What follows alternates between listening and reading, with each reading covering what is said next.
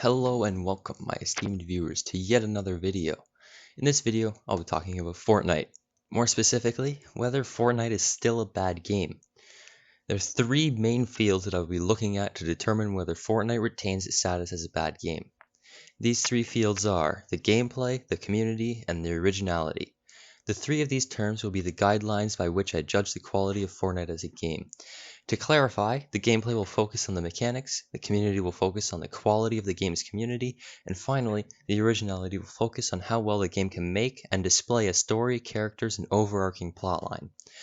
So, the gameplay of Fortnite has had some changes over the seasons, but the main game mechanics still remain. The most prominent of the original mechanics is the building. The building mechanic brings so much to the game and made it popular when it otherwise would have flopped. This building/harvesting mechanic was the only unique original mechanic. There were others, such as the loot system, supply drops, and the storm. Now these mechanics were not original to Fortnite. They've been displayed in nearly every Battle Royale game such as Apex Legends, PUBG, and Warzone, and are unoriginal. This game would not have been received nearly as well by the community if not for the building mechanic. Over the seasons, Epic Games has instilled new mechanics to freshen up the gameplay.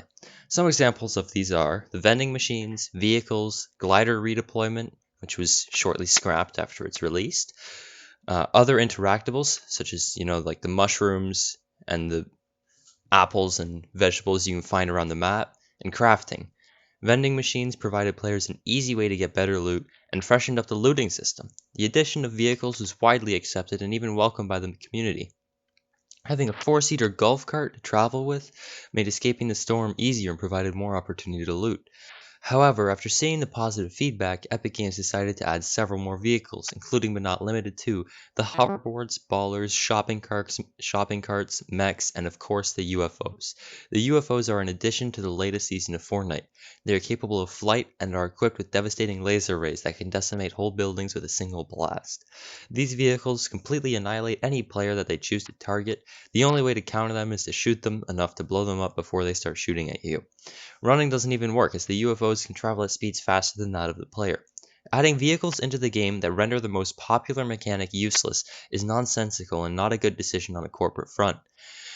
The current gameplay state of the game is about the same as it was the last time I dropped in to take a look. Bad. The second determining factor is the community. In an online competitive game, the quality of the community is a big contributing factor to the game's overall quality. Simply put, if a game has a bad community, the game will be hated by outsiders because of its community, and no new players will join. Now, there are two main community factions in Fortnite that will end up making or breaking this point. The first of the two are the casuals. The casuals are a group that play the game for fun and have no intention of getting better at the game or improving a skill through playing. Younger players are typically going to be part of this group.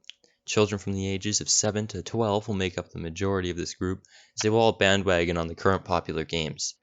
The players in the casual group are there for fun, so they won't care what atrocious updates are added to the game. Game-breaking vehicles or weapons? They will gladly pick up the update since it adds to the fun that they're there for. The second main faction of the community are the competitive players. These players are here to improve. They might not ever be playing ranked, but they play the game in order to get better or improve upon a pre-existing skill. The age range is usually higher for this group, and these players are the ones that care about the updates and the content of the game. If there is an item slash mechanic slash vehicle that is added to the game that makes it one-sided, this group will be the first to complain and petition to get it removed. For example, with the addition of the mechs and the Infinity Blade, competitive players were the ones complaining about how they broke the game, and rightly so, and begging Epic Games to vault them. The casuals outnumber the competitive players and are a much more noticeable part of the community. When a person says Fortnite, everyone thinks of the toxic 9-year-olds with bad mics first. If you told a Fortnite player you didn't like the game, they would adamantly defend every accusation you make, foregoing all logic in the process. Overall, both sides of the community almost balance each other out, but the advantage in numbers that the casuals have lends a sense that the game is meant for a young audience. I would say that the community is much worse than how it was last time I reviewed this game. The uniqueness and originality that was displayed in the early seasons of Fortnite was truly incredible. They were the first to implement a story-driven battle pass into a battle royale game. The unique story caught the attention of a lot of potential players through YouTube, Twitch, and other social media platforms. It didn't take long for the game to blow up. The story that was crafted from Season 4 to Season X was amazing. Confusing at times, but still amazing. There were characters that we as a community cared about and wanted to see succeed. There were mysteries on the island that captivated us. Epic Games even took the effort to implement a story-driven plot device that would change the game environment every hour. Yes, I'm talking about Kevin the Cube. Each season we got new locations and new items that were displayed in the story of the current season. The first chapter had an excellent overarching plotline with foreshadowing in the earlier seasons. The existence of foreshadowing means that the whole storyline was planned. Epic Games wasn't just pulling plot out of nowhere in an attempt to make their game more popular. In fact, they did quite the opposite.